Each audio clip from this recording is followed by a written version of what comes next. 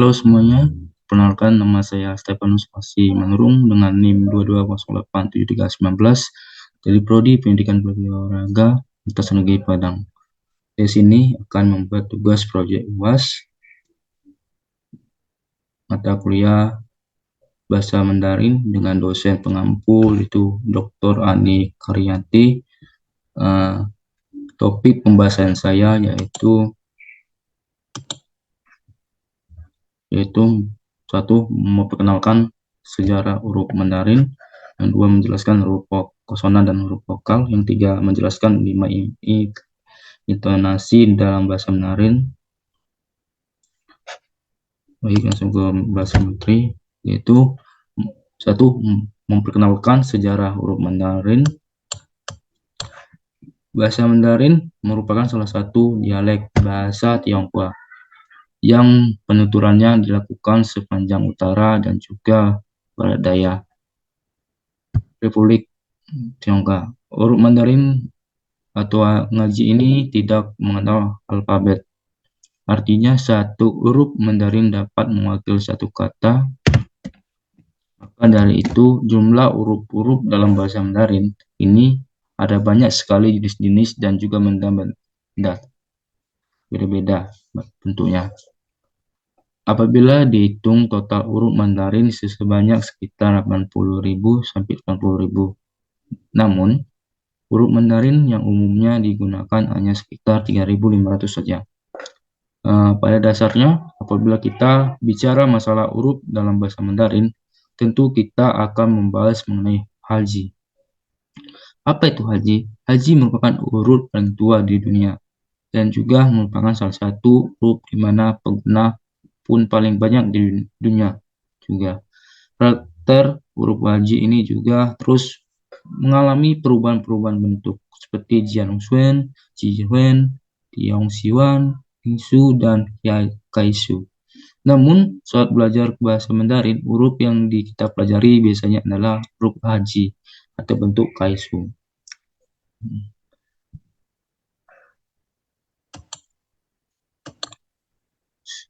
Sejarah huruf Haji itu memiliki sejarah yang cukup panjang. Setidaknya ada 3 pandangan mengenai sejarah terciptanya Haji ini.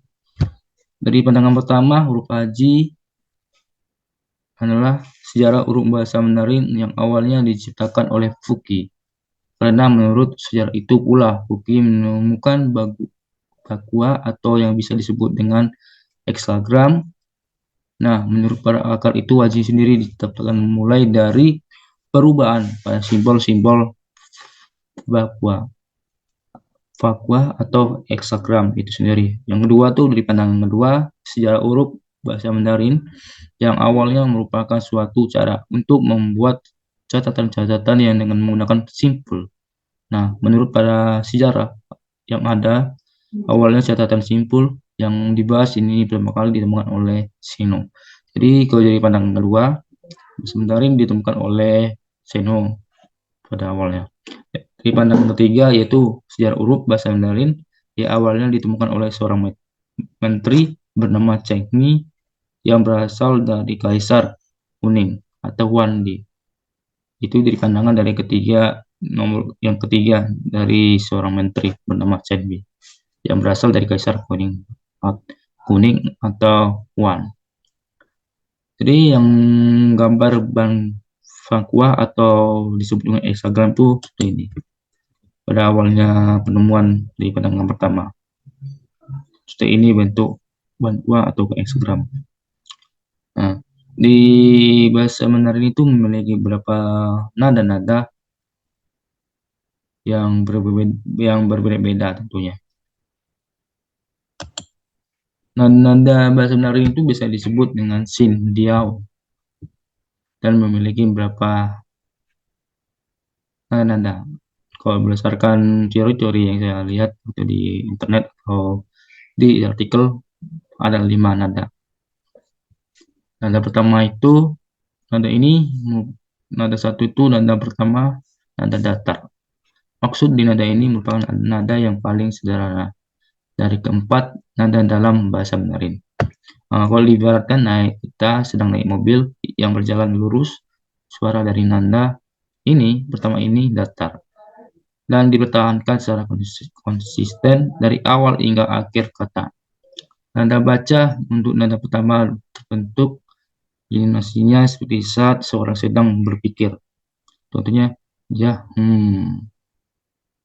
Kalau di bahasa Mandarin, cara membacanya tuh ma, ma, ma, ma. Kalau bahasa Indonesia, sebenarnya ma, ma, ma gitu. Yang kedua itu nada kedua, nada naik.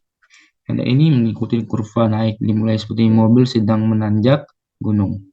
Tanda baca untuk nada kedua bentuk gambaran seperti saat seorang sedang bertanya. Ya, contohnya yaitu ma, ma, ma, ma, ma, artinya dengan baik.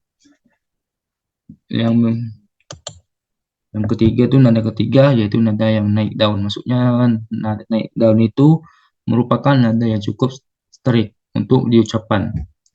Nada melengkung ibaratkan mobil sedang turun, lamban lalu naik lagi. Hal ini sesuai dengan tanda baca yang dari nada ketiga itu sendiri yang berbentuk H, gambar seperti yang seorang sedang berjalan bertanya, gitu.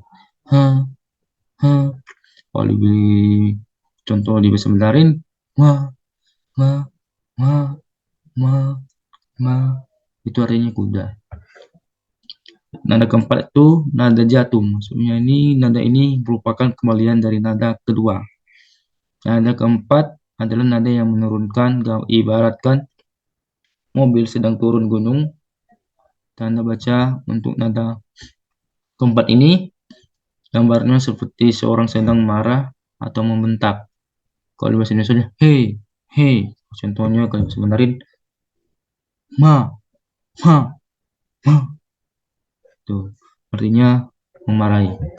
Sedangkan bahasa nada yang kelima itu atau tidak ada nada. Maksudnya nada kelima ini tidak jarang digunakan karena biasanya lebih banyak digunakan untuk kata seru atau kata untuk mengakhiri kalimat.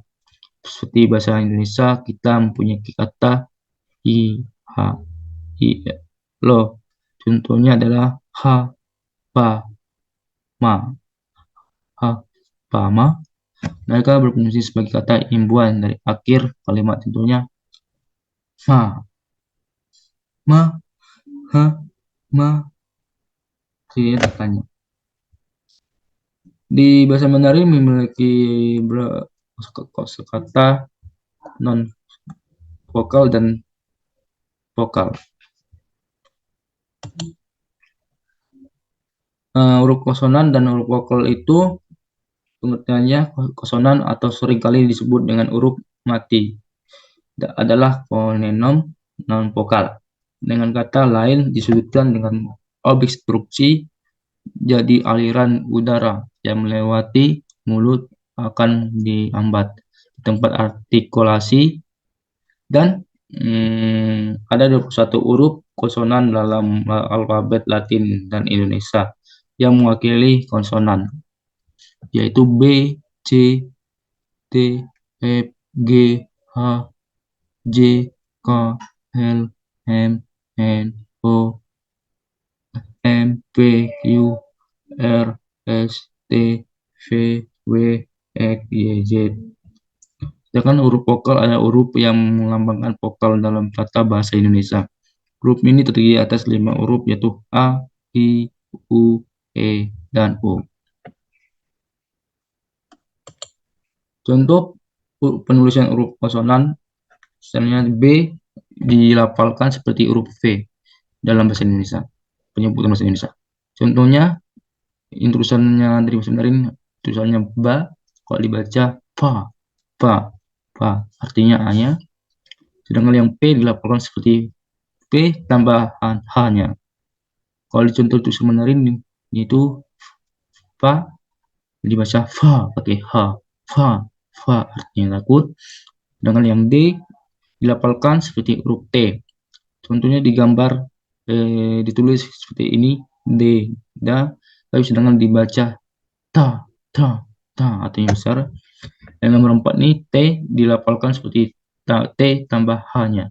Contohnya penulisannya ta, kalau dibaca T, H, ta, ta. Artinya dia. Yang nomor 5 tuh G dilafalkan seperti huruf K. Contohnya gau, gau tulisannya. Dibaca K, K. Artinya tinggi. Sedangkan K dilafal seperti K tambah H-nya.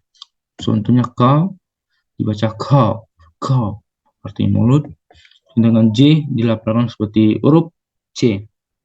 Contohnya dalam penulisannya Cia, dibaca Cia, Cia, Cia. Artinya rumah. Di dalam penjumlahan konsonan pasti memiliki aturan khusus. Misalnya, apabila W diikuti dengan huruf U, maka dilafalkan seperti U. Contohnya, penulisannya Yuhan dibaca Yuhan, Yuhan, dibaca Yuhan, Tuhan, artinya siang.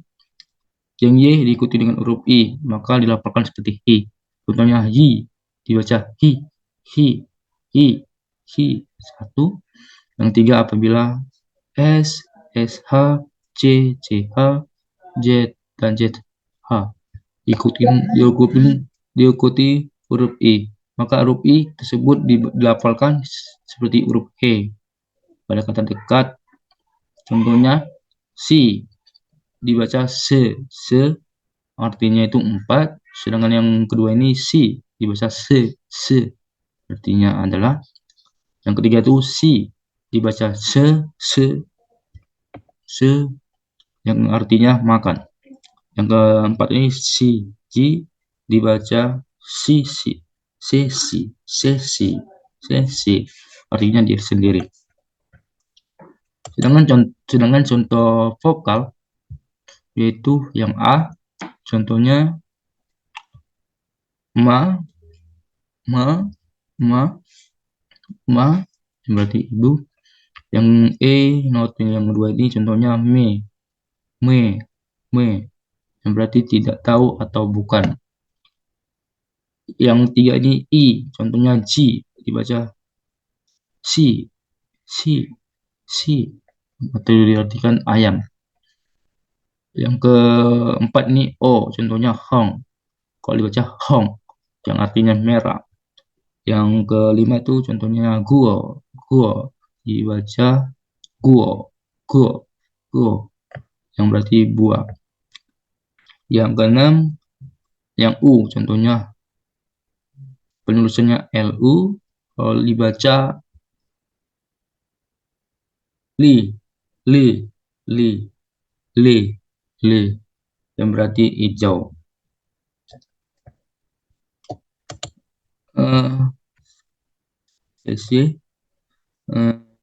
Terima kasih banyak atas waktu dan kesempatannya. Sudah berakhirnya pembahasan materi yang saya sampaikan. Saya akhirin, shalom dan salam siang dan salam sejahtera buat kita semuanya.